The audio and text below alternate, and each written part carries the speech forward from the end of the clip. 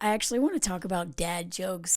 And I think I've talked about this before, but that's just such a perfect reminder of how much emotional labor the family has to do in order to make dad feel good about himself. And pardon my voice, I've been super sick. I'm feeling better now, but my voice probably won't be back for a while.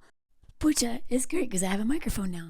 Now, I love jokes. I love comedy. I love humor. I mean, there's a reason why I became a comedian. That's why what I started off in before I got into more journalism and writing and storytelling. Comedy is a very powerful tool. And, comedy, real comedy is rooted in truth. Best comedy is rooted in truth, which is why I find it so funny that men, when I was growing up in the comedy world in New York, like I started comedy in 2006, the Upright Citizens Brigade. And, the founder of the Upright Citizens Brigade, Amy Poehler, she was one of four people, the only woman. Her and Tina Fey and them were constantly still having to answer the question, what do you think when men say that women aren't funny? Like that was like why anybody was even giving that question any time is beyond me. But you'll never convince me that men are funnier than women because men are so far from the truth. They live in a fantasy world. They live under total delusion. They are literally the cishet white men, rich ones as well, especially, that is as farthest from the sun as they can get, right? And the sun being truth. And so, in my experience as a comedian and just in life and just everything I've learned so far is usually the people who are closest to the truth are the ones who endure the most oppression because they have to understand their oppressor, right? So that's why, as a white person, I will never understand whiteness or white people the way that my group of people oppresses experiences our violence from. I learned so much about white people from Black, Indigenous, and other people of color, and especially Black people, right? And that's why men are so shocked that women think that we know them so well. Well, of course we know you, bro. We're trying to not die at your hands. We have to know you. I don't want to know so much about men.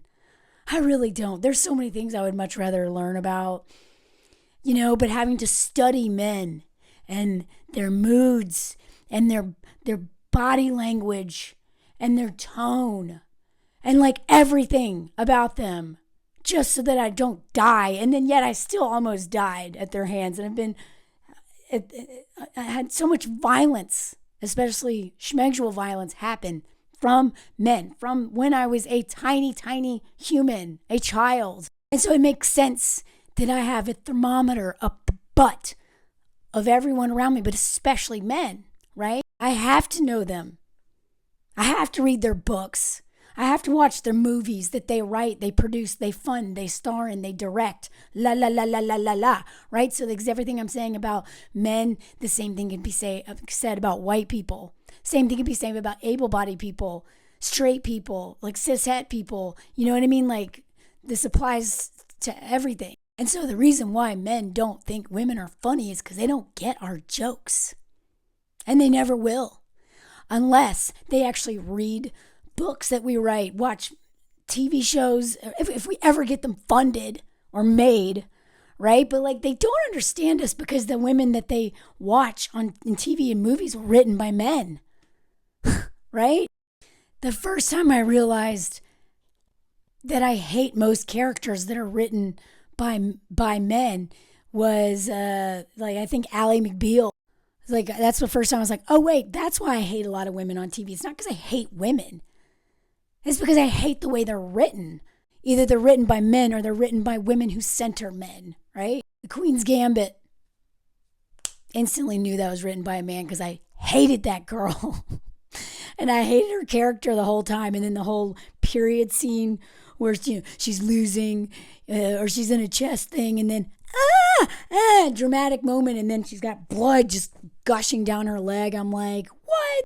I promise I'm getting back to the point here. One of the privileges of being white, one of the privileges of being a man, one of the privileges of being any of the groups of people with the power is your ignorance. And you don't have to know things you don't want to know, right? And so men don't know the truth about most things because they know what they want to know or have to know. Now, if any of these men, like, I'm not saying that no men are funny. I find some men really funny, but it's only if they have emotional intelligence. And usually those are men who are, at some other intersection and or experienced a lot of trauma and worked on that trauma. So then they know themselves well. They know their emotional world. They have more empathy because they've worked through some stuff. But you have to have empathy in order to understand other people. And you can't know the truth if you don't understand anyone but yourself. So why in the world people think that men are good at jokes and humor is beyond me, because usually their jokes are punching down. They're mean. They're mean. I mean, you've heard me talk enough about pranks and how men love to prank their wives because they're just bullies. And they want to take out all their frustration on whatever nerd lives in their house, which is their wife and their kids, right? And yet, despite the fact that white men, especially cishet ones and especially rich ones, are the least in touch with reality and empathy, unless they've done the work, not all, hashtag, and just the reality of people in general and the human experience. The fact that they have the audacity to think that somehow they are the funniest when they're not. And I've never really thought they were. But then when I became a comedian and saw so many women drop out of comedy because of the way that men treated us as we went up the ranks of improv 101, 102, or 201, 301, 401, 501, and blah, blah, blah. And then so many women dropped out because our teachers were hitting on them or trying to date them and just whatever, right? The fact that I've always known they're not that funny, and yet I've always felt obligated to laugh at their jokes. It is still in like my DNA at this point. It's social conditioning, but at this point it's so deep that I literally, my knee-jerk reaction is still laugh at men's dumb, terrible jokes. No matter what, I have to train myself to not laugh because even if there's no threat of violence, no repercussions for me not laughing, and it's so hard for me to not be like, huh, right? My dad used to do this all the time. He literally seemed to almost take joy in telling jokes that he knew we hated that weren't funny. Like that actually became the joke, is annoying us. Right? And I don't think that's what that original video was about. That was seemed like just very pure in terms of yeah, we know dads are annoying. But the fact that the whole family, the mom, the children, everyone is why?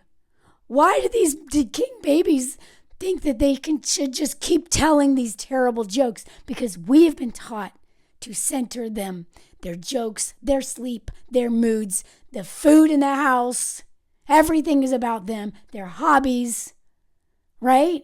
And so for me, it's so funny because my husband is actually very funny. But whenever he tries to tell a joke, it usually lands flat, and I refuse to laugh at it.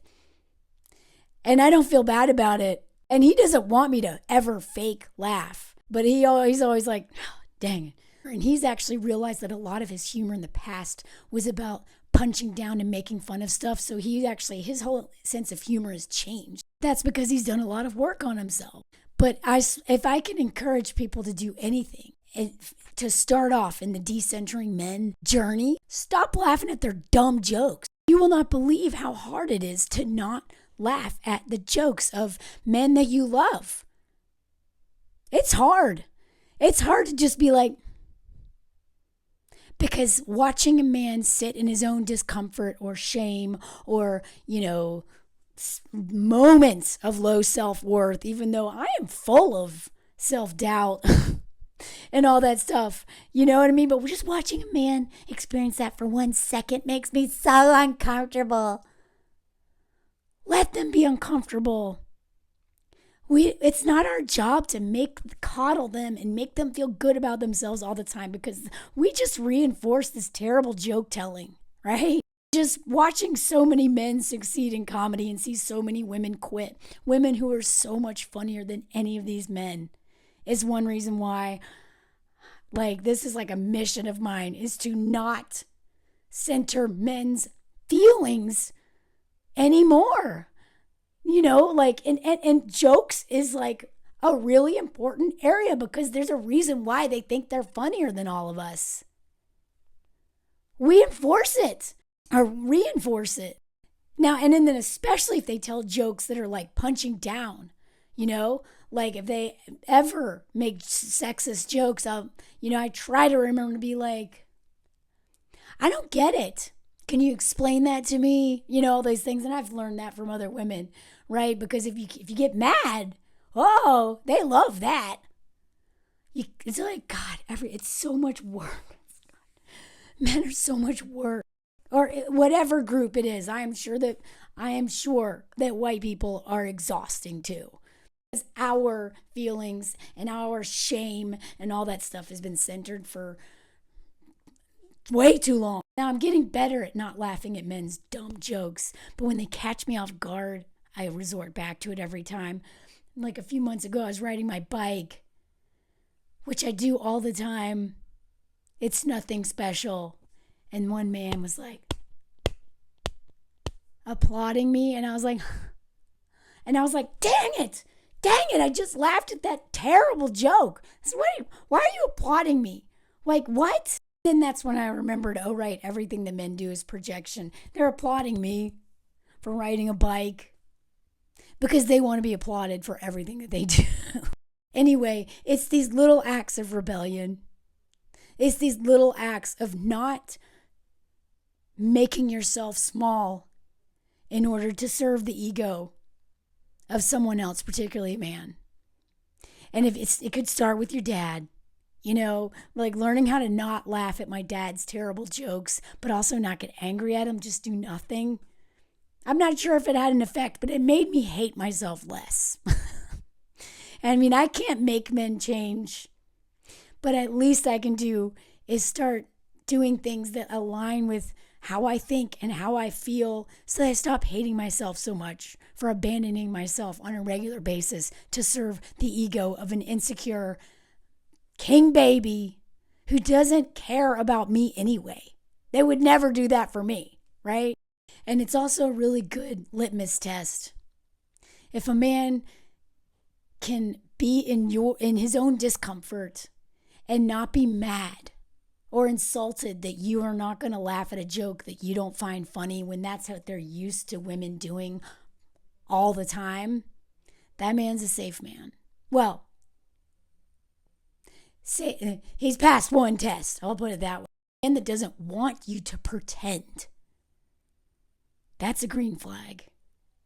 My husband would never want me to pretend anything on his behalf because he doesn't want to be with anyone but me. And that's because he's not an insecure man who doesn't need to squash somebody else, make them feel small, make them want them to make themselves small in order for him to feel big. He doesn't need that, right? And those are the only men that I associate with anymore. I'm not friends with insecure men. I didn't marry an insecure man. And as much as I can, I avoid insecure men in general because they are the most dangerous people on the planet. Some will unalive you, and some will just make you make yourself small. But to me, all of it sucks. And I'm 46. I'm tired. I'm tired of I should win an Oscar for the amount of acting that I've done to pretend make men feel good about themselves. I want to feel good about myself. I'm so tired of having imposter syndrome with all the stuff I've done in my life. I'm still I know, I'm funny. Forget. We don't have time for it anymore. Don't have time. Stay true to yourself and stop pretending just for a man's ego.